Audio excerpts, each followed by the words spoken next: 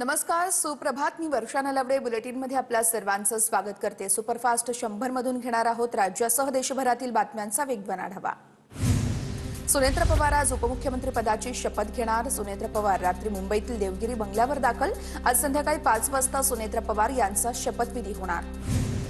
राष्ट्रवादीच्या आमदारांची विधानभवनात आज दुपारी 2 वाजता बैठक होणार. सुनेत्र पवार यांची विधिमंडळ गटनेतेपदी निवड केली जाणार आणि त्यानंतर राज्यपालांना पत्र पाठवलं जाणार. सुनेत्र पवार पक्षाची धुराही स्वतःकडेच ठेवणार. राष्ट्रीय अध्यक्षपदासाठी सुनेत्र पवार यांचं नाव निश्चित, तर राष्ट्रीय अध्यक्षपद पवार कुटुंबातच ठेवण्यावर एकमत.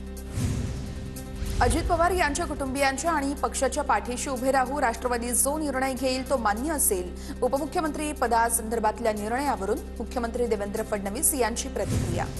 पार्थ पवार राज्यसभेवर जाणार. सूत्रांची माहिती. पार्थ पवार यांना राज्यसभेवर पाठवण्यास भाजपचं केंद्रीय नेतृत्व सकारात्मक असल्याची सूत्रांची माहिती. राष्ट्रवादी पक्षाचा राष्ट्रीय अध्यक्ष पवार कुटुंबामधूनच करा. एनसीपीच्या विलिनीकरणाबाबतही विचार करा. भाजपच्या केंद्रीय नेतृत्वाचा राष्ट्रवादीच्या नेत्यांना निरोप. सूत्रांची माहिती. राष्ट्रवादीमध्ये राजकीय हालचालींना वेग. प्रफुल्ल पटेलांसह भुजबळ, तटकरे, धनंजय मुंडे यांनी मुख्यमंत्री फडणवीसांची भेट घेतली. वर्षा निवासस्थानी मुख्यमंत्र्यांसोबत या मंत्र्यांची 1.25 तास चर्चा. अजित पवारांच्या नेत्यांवर विकास लवांडे यांचा आक्षेप. सत्ताकरण आणि निवड प्रक्रियेत व्यस्त असल्याची टीका. दादांच्या दशक्रिया विधीपर्यंत थांबणं शक्य नाही का? पवार गटाचे प्रवक्ते विकास लवांडे यांचा सवाल. बारामतीत अजितदादांच्या अस्थींचं विसर्जन. करहा नीरा नदीच्या संगमावरती विधी संपन्न. सुनेत्र पवार कुटुंबियांसह सुप्रिया सुळेही उपस्थित. अजित पवार यांच्या निधनाच्या 2 दिवसानंतर शरद पवार सक्रिय. पवारांकडून बारामतीत प्रदूषित नीरा नदीची पाहणी. ग्रामस्थांच्या समस्याही जाणून घेतल्या. उपमुख्यमंत्री पदाबाबत आता बोलणं अमानुष्य. सुनेत्र पवार यांच्या डोळ्यात अजूनही अश्रूंच्या धारा आहेत. संजय राऊत यांची टीका. रोज सूर्योदयापूर्वीच उगवणारा आमचा तेजस्वी सूर्य अस्ताला गेला. रोहित पवार यांचं अजित पवार यांच्यासाठी भावनिक ट्विट. तर सर्वसामान्य माणसांचे ऋण पवार कुटुंब कधीच विसरणार नाही. रोहित पवार यांच्याकडून ट्विट करत भावना व्यक्त. दोन्ही पक्ष एकत्र यावे अशी पहिली भूमिका होती. जयंत पाटील यांचं वक्तव्य. दोन्ही राष्ट्रवादी एकत्र येण्यासाठी बऱ्याच बैठका झाल्या. पालिका निवडणुकानंतर निर्णय घेण्यासंदर्भात बैठकीत चर्चा झाल्याची जयंत पाटील यांची माहिती. दोन्ही राष्ट्रवादी एकत्रीकरणासंदर्भात पवार कुटुंब एकत्र बसून निर्णय घेणार. आज किंवा उद्या पवार कुटुंबीय निर्णय घेण्याची शक्यता. शरद पवार या संदर्भात अंतिम निर्णय घेणार असल्याची सूत्रांची माहिती. दोन्ही राष्ट्रवादी एकत्र याव्यात ही जनभावना. या संदर्भातला निर्णय दोन्ही पक्ष श्रेष्ठी ठरवतील. पवार साहेब, सुनेत्रा बहिणी आणि तटकरे यांनी याबाबत निर्णय घ्यावा. राजेश टोपे यांचं वक्तव्य. येत्या 8 तारखेला दोन्ही राष्ट्रवादी काँग्रेस एकत्र होण्याची शक्यता. तर घोषणा होणार आहे. राष्ट्रवादीचे बीड जिल्हाध्यक्ष राजेश्वर चव्हाण यांचा मोठा दावा. पक्षातील ज्येष्ठ नेते मंडळी जो काही निर्णय घेतील तो आम्हाला मान्य राहील. अजितदादांच्या दुःखातून आणखी आम्ही सावरलो नाही. नेतृत्वाच्या प्रश्नावरती आमदार संजय बनसोडे यांची प्रतिक्रिया. राज्याचा अर्थसंकल्प मुख्यमंत्री देवेंद्र फडणवीस मांडण्याची शक्यता.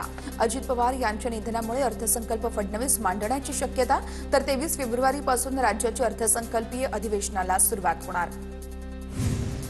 अजित पवार यांच्या विमान अपघात प्रकरणाची सखोल चौकशी करा. काँग्रेस प्रदेश अध्यक्ष हर्षवर्धन सपकाळ यांची मागणी. जनतेच्या मनात निर्माण झालेलं संशयाचं धोकं दूर झालं पाहिजे. सपकाळ यांची प्रतिक्रिया. अजित पवार यांच्या विमान अपघाताची सीआयडी चौकशी सुरू. राज्य सरकारचे आदेश. डीजीसीएच्या फॉरेन्सिक टीम नंतर आता सीआयडीकडून चौकशी. तपासाचा वेग वाढला.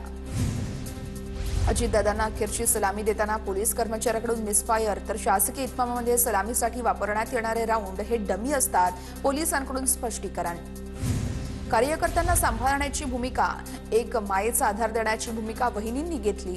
तर दुःखाचा डोंगर असताना कार्यकर्त्यांच्या भावनांचा आदर करून या गोष्टीला संमती दिल्यानं त्यांचं अभिनंदन करेल.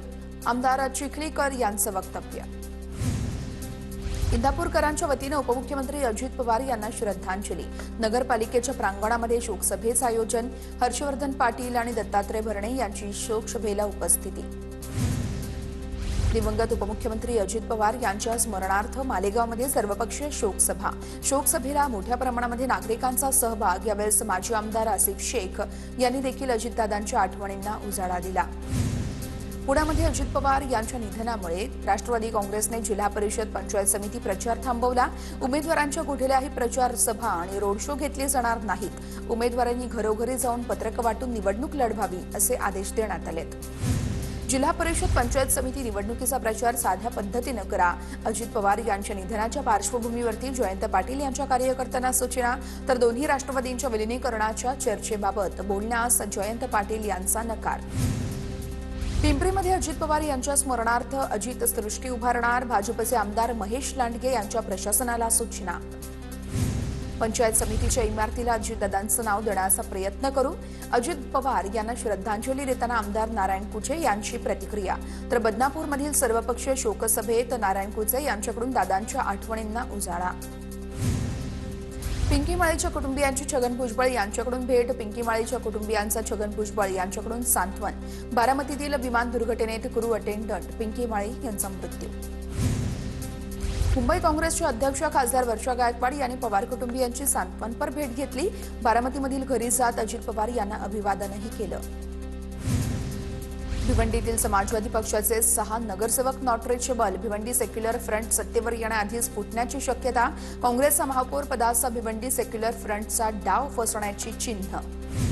नागपूरमध्ये मुख्यमंत्री देवेंद्र फडणवीस आणि नितीन गडकरी यांच्यामध्ये बैठक। नागपूरच्या महापौर आणि उपमहापौर पदासंदर्भात दोन्ही नेत्यांमध्ये बैठक।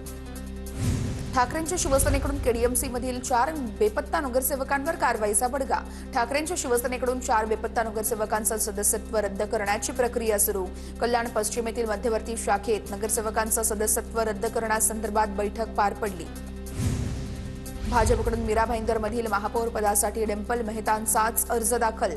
आमदार नरेंद्र मेहता यांच्या भाऊजाई डिंपल मेहता यांचा महापौर, तर ध्रुव किशोर पाटील यांचा उपमहापौर पदासाठी अर्ज दाखल। उल्हासनगर महापालिकेमध्ये सत्ता समीकरण बदललं।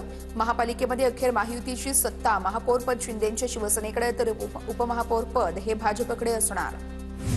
अकोला महानगरपालिकेच्या महापौरपदी भाजपच्या शारदा खेडकर यांची निवड। शारदा खेडकर यांच्या निवडीनंतर सभागृहात मोठा गोंधळ। एमआयएमनं ऐन वेळेस तटस्थ राहिल्यानं काँग्रेस आक्रमक, तर अकोल्यामध्ये 7 मुस्लिम नगरसेवकांच्या आशीर्वादानेच भाजपची सत्ता। नितीन देशमुख यांची प्रतिक्रिया।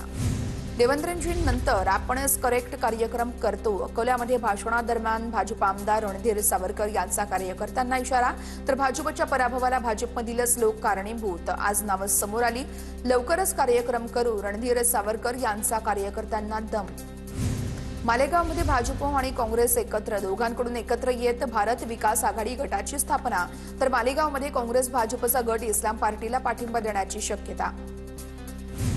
सोलापूरमध्ये जिल्हा परिषद निवडणुकीमध्ये शिंदेंच्या शिवसेनेला मोठा धक्का। अक्कलकोट तालुका प्रमुख बाबासाहेब पाटील यांचा भाजपात पक्षप्रवेश। तालुका प्रमुख बाबासाहेब पाटील हे अक्कलकोटचे माजी आमदार सिद्धराम म्हेत्रे यांचे विश्वासू सहकारी होते। उज्ज्वला बेंडाळे आणि दीपमाला काळे यांनी गिरीश महाजन यांची भेट घेतली, तर बेंडाळे आणि काळेंचं नाव महापौर पदासाठी आघाडीवरती। सुरुवातीच्या 2.5 वर्षांसाठी दीपमाला काळे यांच्या नावावर शिक्कामोर्तब होण्याची शक्यता, सूत्रांची माहिती। तर अमरावती महानगरपालिकेमध्ये काँग्रेसकडून माजी महापौर विलास इंगोले यांची गटनेतेपदी निवड। विलास इंगोले सलग 7 वेळा अमरावती महानगरपालिकेकडे काँग्रेसकडून निवडून आलेले आहेत। रायगडच्या आंबेपूर मतदारसंघात शिवसेनेचा काँग्रेसला धक्का। काँग्रेसच्या पोईनाड या ग्रामपंचायत सदस्यांसह अनेक कार्यकर्त्यांचा शिंदेंच्या शिवसेनेमध्ये पक्षप्रवेश।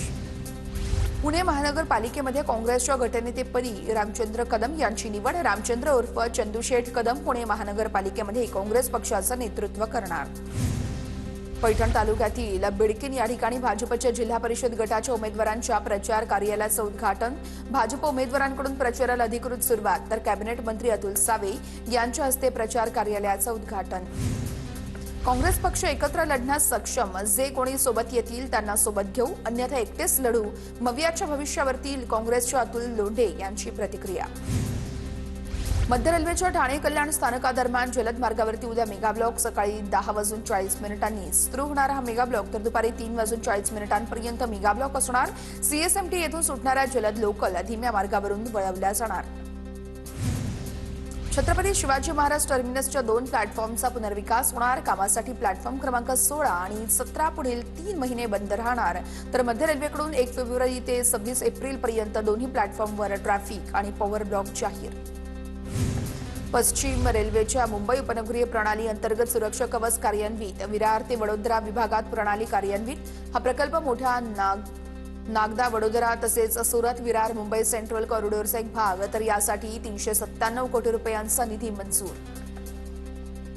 अरबी समुद्राकडून मुंबईच्या दिशेने वाहणाऱ्या हवेमध्ये ओलावा। मुंबईला पुन्हा प्रदूषणाच्या ढगांनी वेढलं। हवेमध्ये तरंगणाऱ्या प्रदूषक सूक्ष्म कणांमुळे मुंबईची हवा पुन्हा एकदा प्रदूषित।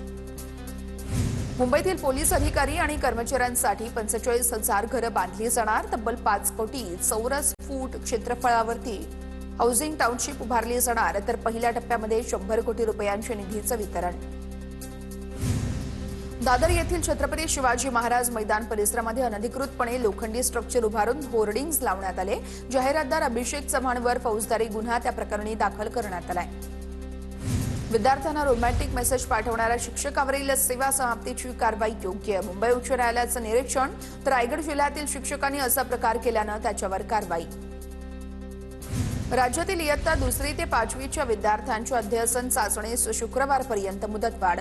राज्य शैक्षणिक संशोधन आणि प्रशिक्षण परिषदेच्या संचालकांचा निर्णय। 24 जानेवारीपर्यंत राज्यात सुमारे 26 लाख विद्यार्थ्यांची चाचणी पूर्ण। उच्च शिक्षण मंत्रालय आणि राष्ट्रीय महामार्ग प्राधिकरणाकडून इंजिनिअरिंगच्या विद्यार्थ्यांसाठी खास इंटर्नशिप प्रोग्राम तयार। इंजिनिअरिंगच्या विद्यार्थ्यांना प्रॅक्टिकल अनुभवाची संधी उपलब्ध करून दिली जाणार। अहिल्यानगर जिल्हाधिकारी कार्यालयामध्ये विदेशी भाषेत धमकीचा मेल। युक्रेनमधील 10 ठिकाणी बॉम्ब ठेवल्याचा मेल। खबरदारी म्हणून पोलिसांकडून अहिल्यानगर जिल्हाधिकारी कार्यालयामध्ये तपासणी। मराठवाड्यातील सर्व जिल्ह्यातून कुणबी प्रमाणपत्रांसाठी मोठ्या प्रमाणामध्ये अर्ज प्रलंबित राहू नयेत म्हणून कार्यवाहीला गती द्या। विखे पाटील यांचं आरक्षण उपसमितीच्या बैठकीत निर्देश। तर गाव पातळीपर्यंत जाऊन शासकीय यंत्रणेने सक्रिय प्रयत्न करण्याचेही आदेश। सप्टेंबरपासून 5 महिन्यात मराठवाड्यामध्ये 35,000 कुणबी जात प्रमाणपत्राचं वाटप। तर बीड जिल्ह्यामध्ये सर्वाधिक 23,000 कुणबी प्रमाणपत्र वितरित करण्यात आल्याची माहिती समोर। यवतमाळमध्ये कार्यकाळ संपणाऱ्या ग्रामपंचायतीच्या निवडणुका किमान 6 महिने लांबणीवर जाणार। जानेवारी 2026 पासून डिसेंबर 2026 पर्यंतच्या काळात कार्यकाळ संपणाऱ्या ग्रामपंचायतीवरती प्रशासक नेमण्याचे आदेश। यवतमाळ जिल्ह्यातील तब्बल 58,000 लाडक्या बहिणीची मदत रोखण्यात आली। राज्य सरकारकडून अहवाल दाखल। तर अंगणवाडीताईंना दिले आहेत गृह चौकशीचे आदेश।